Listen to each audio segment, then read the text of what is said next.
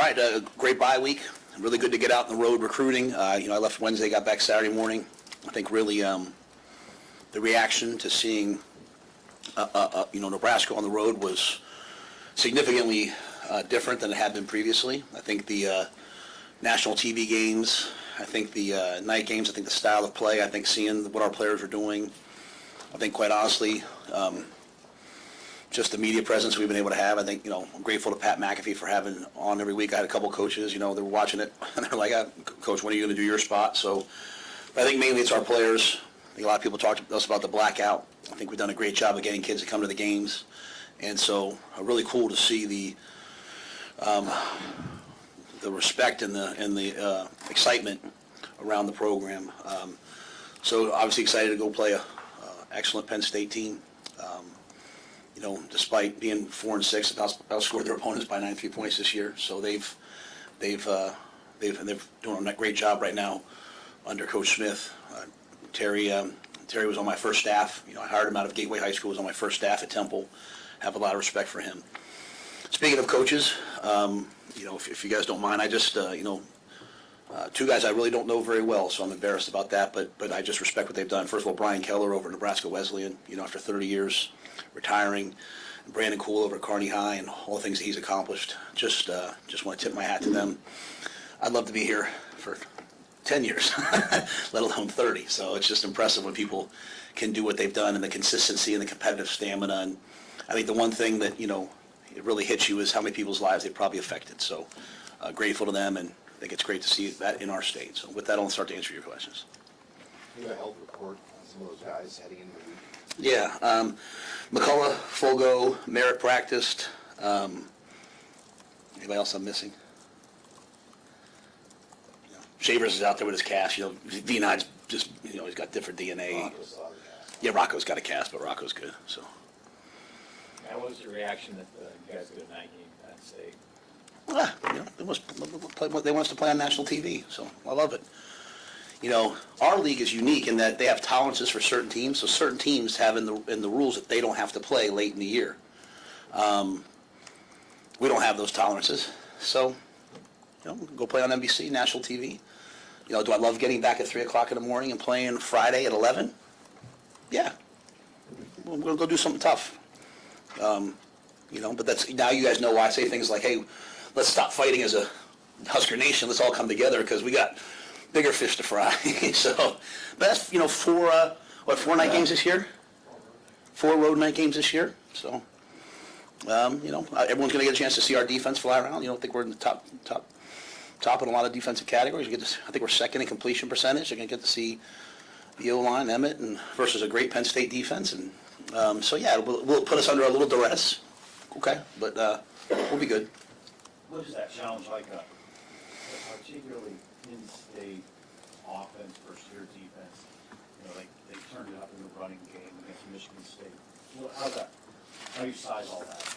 Well, the back, they've got one of the best offensive lines you'll see in the back. Oh, they have 2 backs, but 13, took over that game. 10 took over the game against Indiana to get them back in the game, right? So, I think they've got great run schemes. They run all the different run schemes. I think last game was 50 runs, 13 passes. Yeah, no, that's exactly that.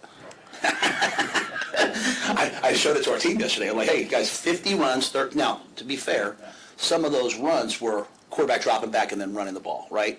The last drive, I think Michigan State had the ball with 14 minutes left in the fourth quarter, 14:39. And it was 3rd and 30. They threw a screen. They punted the ball. Penn State goes down and scores, and Indiana gets the ball back with 4:38. So they took 10 minutes off the clock. Not a ball in the air, other than a toss. Now they dropped back a couple times, and then the quarterback did a great job running. So, we are one of the top pass defenses in the country. We are one of the top, all these different things.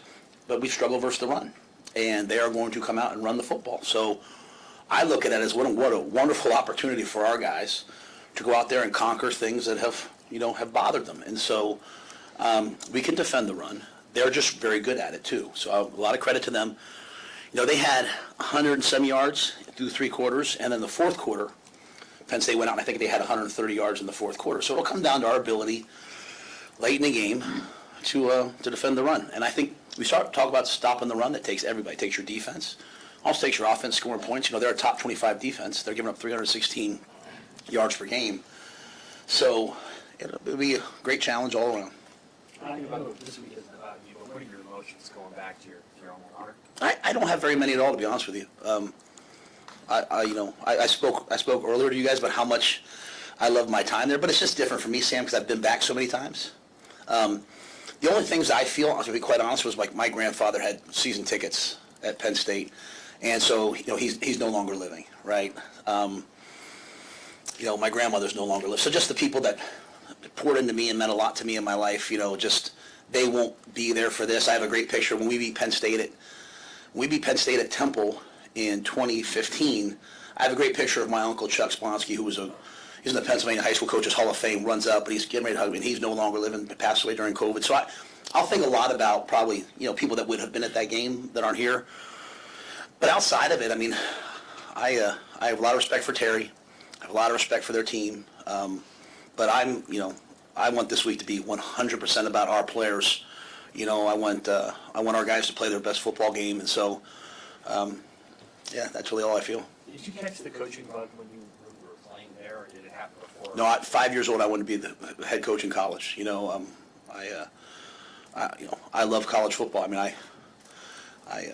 I grew up watching it. So like I said, my dad was a coach. My uncle was a high school coach. My cousin Craig took Bishop Carroll to the state championship game in Pennsylvania. So I was growing up in New York City, and I would leave and go to Pennsylvania and watch my uncle coach when I was in 7th, 8th, 9th, 10th. So I've wanted to coach really my whole life. Julie always kind of says how lucky I am that even when I went to college, I studied political science because it's the first class I got an A in. I did educational psychology afterwards because I thought that would apply to coaching. I've always just wanted to be a college football coach. I went to the NFL. Obviously, that was never my dream. My dream's always been to be a college football coach. So was there like when you got there and Joe Paterno was there like an awe of that? And players who used to play for Coach Osborne would describe it that way the first time they were here. Yeah, I was not recruited at all by anybody except for maybe some Division III schools and a few Division II schools. So I walked on at Penn State, and then I got hurt. I had a bad shoulder, and so I failed the physical. So I actually had to go be a student equipment manager. And two of the best men I ever met in my life were, Tim Shope and Brad Caldwell, Spider Caldwell, who Spider's still there. They were the equipment managers.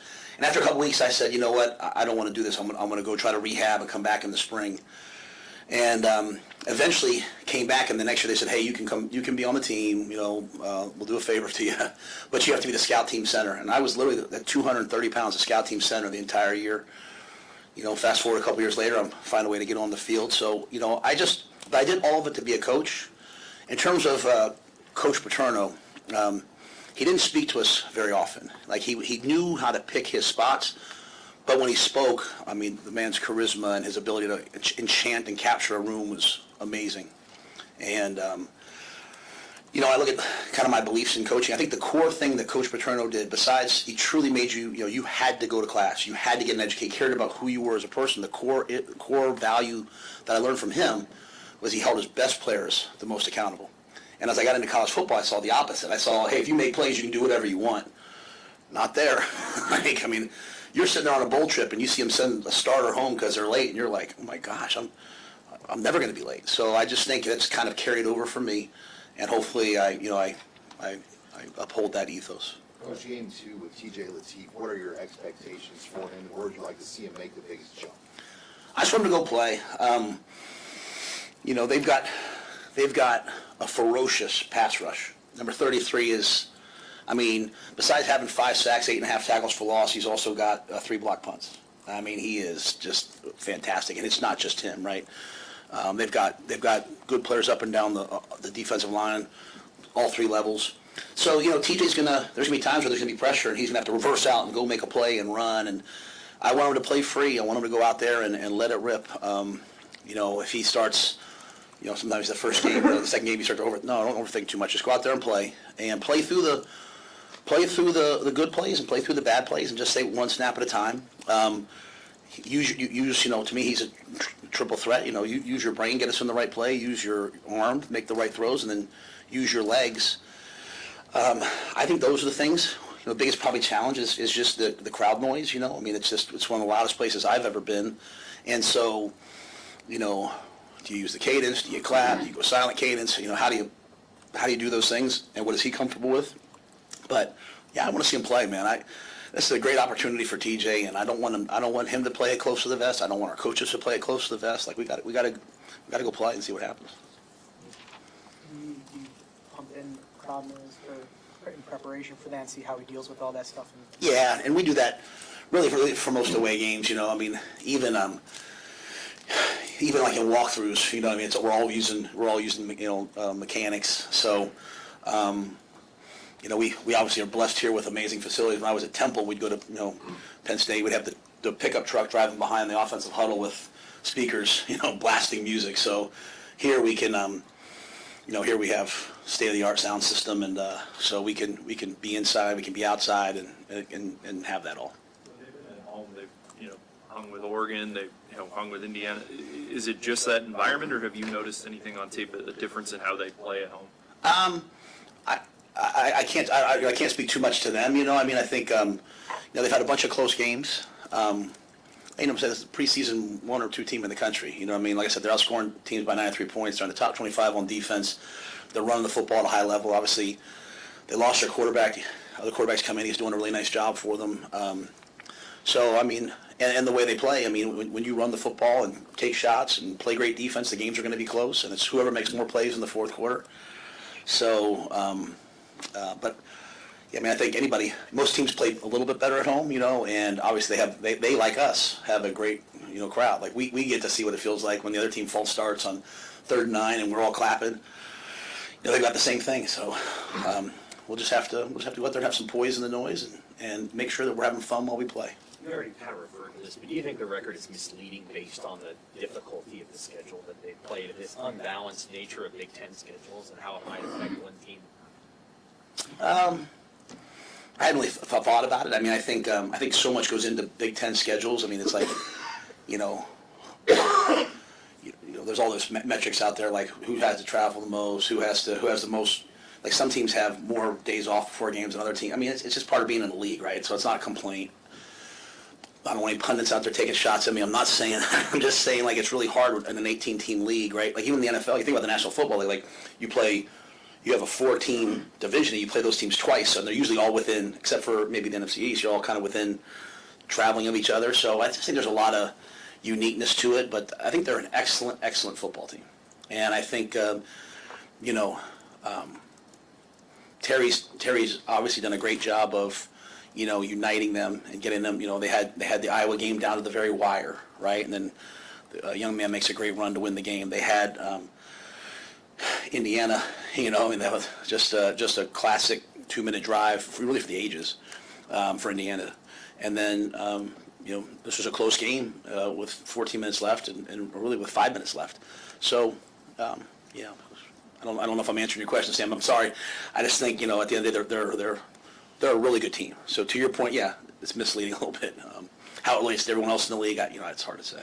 This last week was quite a week for Emmett on the publicity front, just getting his name out there on the national level. What did you see from him when you guys got back on Sunday and spending time around him about the way he's handled his business? Yeah, I've loved it. I've loved the way he's done it. I've loved the way he's, even when I see him at the basketball game, he's got some of his friends and some guys from other sports, but he's got, Malcolm right there with him too. And, everyone wants that, but you have to go earn it, right? And so to me, he's earned it, and he consistently talks about like, hey, I got to thank my O-line, I got to thank my receivers, I got to thank my tight ends. So he consistently does all those things. He walked back into the building. I think I saw him on Wednesday morning. Okay, and I think that was the basketball game Tuesday night. I was Mike. Okay, great, thank you. And I said to him, I just said to him, I said, hey. Right back to work, and he was like, "Yeah, he's not bringing that into the building, right?" One thing about Emmett is he's one of the most humble people you'll ever be around, and so I think that makes it good. You want all of the guys when you're having someone have that type of success to say, "I'm so happy for him But also, I realize it took a lot of us to do it, but I'm happy for him, even if it's at the expense of me, even if I'm not getting carries because he's getting carries, or even if I'm not getting touches because he's getting touches. That's what makes a great team. What's important to me in terms of the long-term vision is that, hey, you can be here at Nebraska and you can lead the nation in rushing. You know, you can be on the Heisman watch list. You can come out of nowhere. And so many of our players, you know, at the end of this year, I want them to look to next year and say, hey, I want to have that type of a breakout season. I want to do these things. I mean, even in our return games, I think we're one of 4 teams to be in the top 25 or whatever in both returns. Is that correct? So you know, Jacory, you know, we just can't really, haven't gotten a ton of like great punts for him to return, but he's one of the best punt returners in the country. Kenneth hasn't gotten a kick in a while, but he's one of the best kick returners. So the national accolades and national awards, all those different things, I think are great, and they send a great message in recruiting, like I'm trying to send right now in recruiting, like, hey, come here and good things can happen to you. Last time he was up here, Tom Butler mentioned the Sunday practice after the USC loss, walking off the field snow, and he was like, these guys are really flying around. They're giving us everything they have. Have you seen this team take a step in like their juice that they bring in November, and how hard is it to keep that focus through the grind of the season? I'm one of those guys who after a practice I don't like tells them about it. I'm not one of those coaches who's like, hey, great job, everybody. I have not had a day yet this year that I can think of that I walked off disappointed in our practice and our preparation. There are some days where execution hasn't been as good, and those things have sometimes shown up in the game. But I feel like what they have done is they have attacked our process every week and just try to get a little bit better at the process. And you see guys, you know, playing their best football. So, you know, the job of the head coach is to every week get everyone to start back over, right? Because like nothing carries forward. If you lose a game, it doesn't mean you're going to lose the next game. And if you win a game, it doesn't mean you're going to win the next game. Like I think if we all watch college football this past week, I mean, you know, no one knows what's going to happen. I mean, it's just like I said, the parity that I've talked about and all those different things have affected college football more than anything else. So I think the goal is to get the guys every week to come back out and starting on that Sunday practice, hey, this is a new week, let's attack this week. You know, you've heard us talk about kind of like the mission themes, which I don't even know if anybody even pays attention to them, but it's just sort of another subconscious, like, this week, let's just focus on this, beating this team, playing our best this week. And a lot of credit. And I think that credit goes to the players. It goes to the captains. It goes to the leaders that they just show back up week after week attacking. And I think we make a lot of decisions about teams early in the season. We make a lot of decisions about teams like in the middle of the season, but you got to win now. You know what I'm saying? Like, you know, Texas and Georgia play, and like that determines a lot for those teams, right? So it's like who wins now is really, really, really hard. And going back to Sam's question about the Big Ten, like that, I mean, think about what some teams have an FCS team this week. We have 2 big-time Big Ten teams left, and how we play will affect how we feel about our season. And so just show up every week and just focus on that week, and I think our players do a great job of it. You know, a little bit on their those 2 running backs, like most or like seen, like you hadn't seen. What would you say about them? They're great. Yeah, they got long speed. They can catch the ball. They pick up blitzes. They can run downhill. They can run outside. They can play them both together. They've been great since they were freshmen. And, you know, I can't minimize how good their offensive line is. You know, love the center. He's really, really a good player. And they've you know, they at their best, they find a way to run the football. And, but they're really talented players. You know, with Latif kind of being thrust into this role, just how do you evaluate the quarterback depth and a guy like Jalen Gramstad, who's been around so much college football, helping a freshman in a big moment this season? Yeah, I mean, I think last week was a really good week for us to get Jalen a bunch of reps, you know, because he's one play away from playing. Really, really pleased with Marcos. Like he's come a long, long, long way, and he got a bunch of reps. So, you know, to me, it takes all of us. It takes every single guy, and part of it is like, you know, hey, what's my level of preparation like? What's my performance like? And also like, you know, just the execution of it. Even a week like this where you're going to have to try to hear a play call with that sound right through a headset and then go out there and communicate in the huddle. Those 2 things are a challenge in and of themselves. And so, you know, you have to be ready. You know, Dylan last year went to Ohio State and played in a similar environment and played a great game. And we had a chance to win it. TJ, you know, got thrust into the game against USC. We had a chance to win it. We went out to UCLA. We won the football game. he's going to be more than ready. I'm really convinced and believe in him, and I think his humility and work ethic will always shine through. And I'll say the same thing about Jalen. Jalen Graham says just one of those guys, when you watch him walk through the facility, like he just kind of fist bumps everybody. You know what I'm saying? Like he doesn't just talk to his circle of guys. He kind of just knows everybody. Like I'm going to try to hire him. I can tell you that. Like I'm going to try to hire him. I'm not going to pay him a lot, but I'm going to try to hire him at some point because he just has that gift, right? And coaching is way more about connection than anything else, at least at the college level. And I think Jalen's just a born natural coach, and those guys. He and Derek Branch, to me, are two guys that I look at. Now, Derek's going to go make a ton of money in business, I think, but they would be great coaches because they positively affect everything that's happening in the locker room all the time. Speaking of Dylan, how is he in this spot that he's never been in before, where he's sitting and watching? You'd have to ask him. I mean, I can't imagine. I just keep encouraging him. I'm like, hey, journal, bro. Like, just write down everything. I think it's one of the best things men can do is to just write down every day how they're feeling, what they're going through, what they've learned in the good times and in the bad. I think I shared with you guys, or maybe not, shared with someone else, like when I told the team I was staying, I read off like the journal from the day I got fired in Carolina, what I thought was my darkest moment, and just the way I felt. And so, you can't be the competitor that he is and not have some tough days. At the same time, it's an unbelievable opportunity for him to see football from another standpoint, right? Like I know my first year coaching, I was like, gosh, if I'd have done this, I might have been a little bit better player, because you see things not just from like, oh my gosh, I have to get this executed, but from a 50,000-foot view. But yeah, I mean, he's not able to walk yet. Obviously, he's still on the scooter. He's in there for treatment. So those things all have to take a toll on you and have to be difficult. We see them from so many of our guys. I see Wood, I see Teddy Prohaska, I see all these guys and the challenge that is. But it does make you who you someday want to be, and I think all of us would agree that we all are where we are because of the things we've been through, both good and bad. And so, Dylan, my hope is that he'll make this into the best thing that ever happened to him, and that's why I keep encouraging him. Hey, like write it down. Hey, hey, just own it, go through it, and keep saying to yourself, what am I supposed to learn from this? What am I supposed to learn from this? And if he does that, he'll be right back where he wants to be. Will he travel this week for you guys? Dylan? I don't know that he can travel. Yeah, just physically. You mentioned Teddy in a meaningful moment that you had with him when he got hurt, or right after he got hurt. What are your thoughts about him, knowing that he's not going to play again here, and he's still with you, traveled to USC, and what just on him in general? Yeah, no, he came to me. I hope he's okay with me sharing this. I think he would be.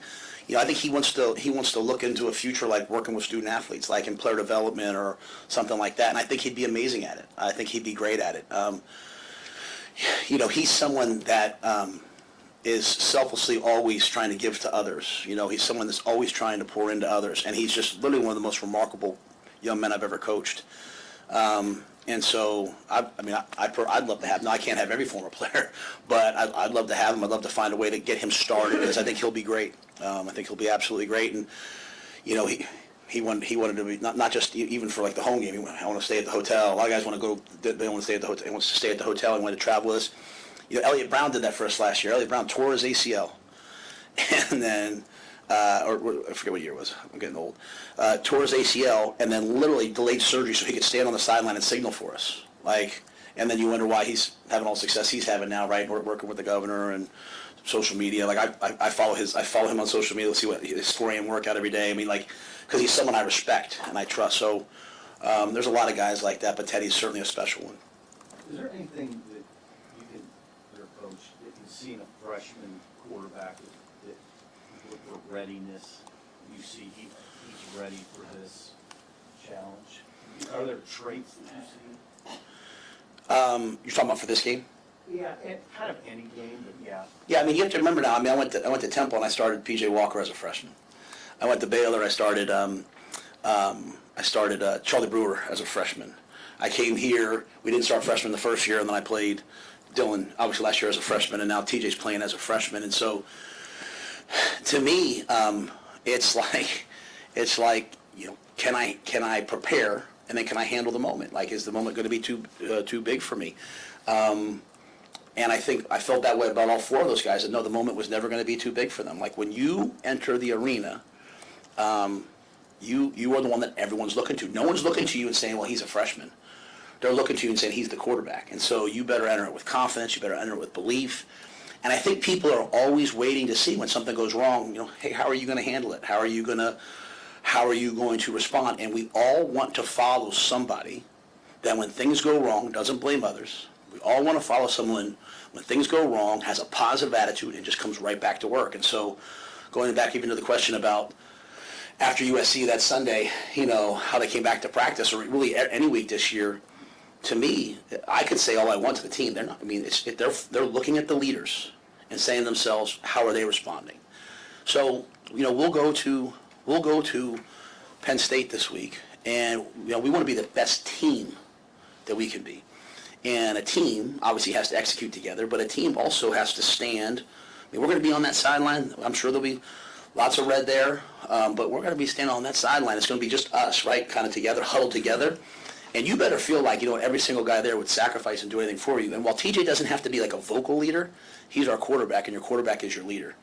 And so I just see the way he comes into the building. I see the way that he practices. And I've seen it since day one. He takes accountability for everything good and bad, and I think players love that. So he'll be ready. I'm convinced he'll be ready. And doesn't mean this isn't a challenge. This is a top 25 defense. But he's not playing by himself. It's going to take all the other guys, and it's going to take us on defense and special teams. And I think our team will be committed to being a team on Saturday, and that's what it takes. Back to recruiting for a second. How large do you think this class can get? Or how large do you want it to get? Is it 10? I would maybe take 1 or 2 more guys. Yeah. That's just the numbers crunch. Yeah, and just like a plan. You know what I mean? Like we came in early on and felt like we had to flip over everything. So now we've got a lot of freshmen and sophomores, and now we can be very select in 26, get difference makers. And I think the guys we have committed, the guys we're trying to get are difference makers. And then we'll see the whole portal world in January. We'll see how that goes, and then we'll continue to build on 27 and 28s. Thank you.